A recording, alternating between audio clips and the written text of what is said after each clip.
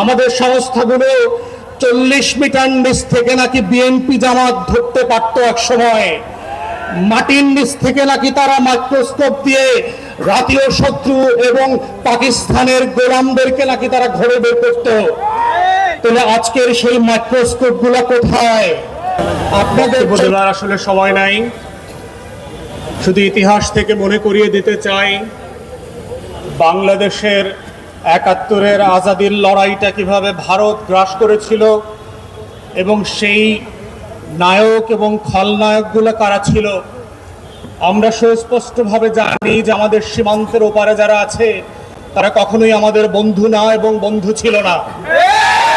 কিন্তু যেটা আমরা জানি না সেটা হচ্ছে আমাদের সশস্ত্র বাহিনীর মধ্যে কারা ঘাপটি মেরে দিল্লির খলনায়ক অ্যাসেট হিসাবে কাজ করছে। আমরা যেটা জানি না সেটা হচ্ছে আমাদের ডিজিএফআই, এনএসআই, এসবি, ডিবি থেকে শুরু করে রাষ্ট্রের আমলাতন্ত্রের মধ্যে নখরে নখরে কারা কারা বাংলাদেশকে প্রত্যেক দিন বিক্রি করে দেওয়ার জন্য কাজ করছে।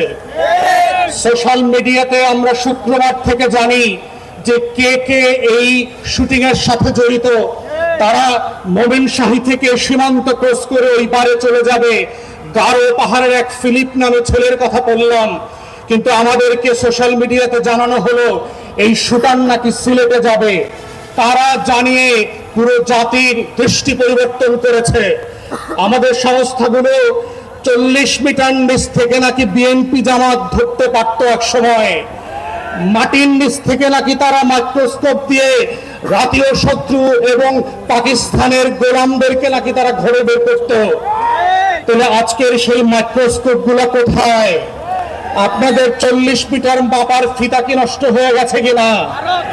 যারা আজকে বাংলাদেশের ভিতরে বসে আমার আজাদির লড়াইকে ধ্বংস করে দিয়েছে, ৭১-এর পরে আমরা দেখেছি বাংলাদেশে কিভাবে স্বাধীনতাকামী মুক্তির লড়াইয়ের সৈনিকদেরকে ট্রান্সফার করে 30,000 40,000 মানুষকে এই আওয়ামী মুজিববাদীরা হত্যা করেছে।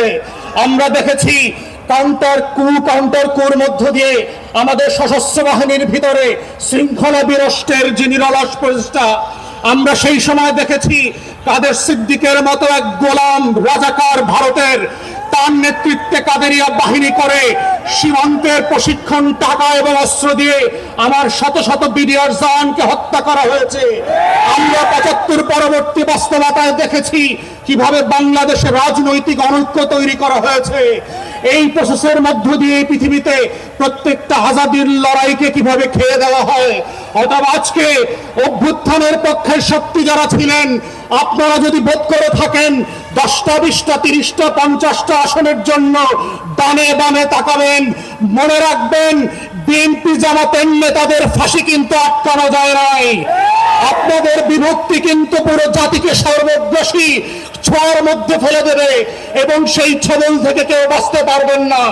তাই আজকে ৭৫ পরবর্তী সেই বাংলাদেশের আজাদি যে হস্তক্ষেপ ছিল, আজাদি ছিনতাই হয়ে গিয়েছিল, সেই ছিনতাই হওয়ার ইতিহাস থেকে নতুন করে আবার আমাদেরকে শিখতে হবে যে বাংলাদেশের এই খলনায়করা কিভাবে প্রশাসনে ঘাপটি মেরে বসে আছে, বিভিন্ন রাজনৈতিক দলকে বিভ্রান্তির মধ্যে ফেলছে। গণঅভ্যুত্থানের এক দলকে আর এক দলের বিরুদ্ধে বট বাহিনীর মিথ্যা পোস্টের মধ্য দিয়ে লেলিয়ে দেওয়া হচ্ছে, সম্পর্ক হানি করে বাংলাদেশকে রাষ্ট্র আকারে দুর্বল করা এবং এইখানে নির্বাচনকে ভণ্ডুল করবার যে আয়োজন চলছে এবং এর পিছনে যে বায়ানের রাজনীতি আছে। আমার 5 দশকের বুদ্ধিবেশারা, আমার সাংবাদিক শিক্ষকরা, ফেসবুকে যারা বিভিন্ন সময় সুশীলতা দেখান, তারা যেভাবে বয়ানের রাজনীতি করছেন, দিল্লির আধিপত্যবাদকে সফট পাওয়ার আকারে আমার সামনে হাজির করছেন, এইটা হচ্ছে অশনি সংকেত। এবং গণ অভ্যুত্থানের তরুণদেরকে মাথায় রাখতে হবে যে এই অভ্যুত্থানটা কিভাবে আগে আজাদির লড়াইটাকে নাই করে দেওয়া হয়েছিল, কোন কোন উপকরণ দিয়ে করা হয়েছিল, কোন কোন প্রতিষ্ঠানকে দিয়ে করা হয়েছিল, রাজনৈতিক দলগুলোর ভুল সিদ্ধান্তগুলোকে কিভাবে আবার মঞ্চস্থ করবার চেষ্টা করা হচ্ছে। এটা বোঝার মধ্যেই হচ্ছে জুলাইকে ধরে রাখার একমাত্র সত্য।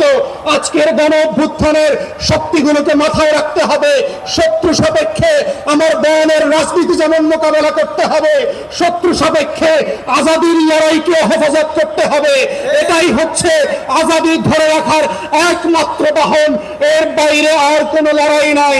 এবং সেই লড়াইকে আমরা চাই নতুন করে আবার ইনকিলাব জিন্দাবাদ হয়ে ভারতবর্ষের আনাচে কানাচে থেকে, হর্ষদ মোহানির ভয়েস থেকে, আজকে যেভাবে হাদির কণ্ঠকে যে সারা বাংলাদেশ আত্মস্থ করেছিল, সেই ইনকিলাব আবার আবাবিলের মতো আসমান থেকে ফিরে আসবে।